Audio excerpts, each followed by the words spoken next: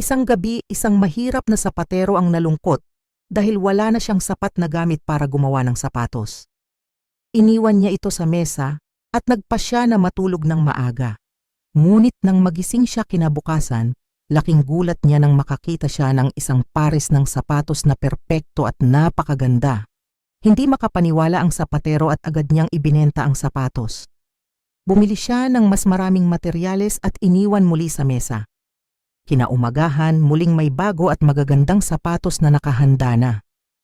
Hindi na nakatiis ang sapatero kaya't nagtago siya upang alamin ang sikreto. Habang tahimik siyang nakasilip, nakita niyang dumating ang dalawang maliit na duwende na masipag at mabilis na tinatahi ang balat upang maging magarang sapatos. Napaluha sa tuwa si Mang Cardo at bilang pasasalamat gumawa siya ng maliliit na damit at sapatos para sa mga duwende.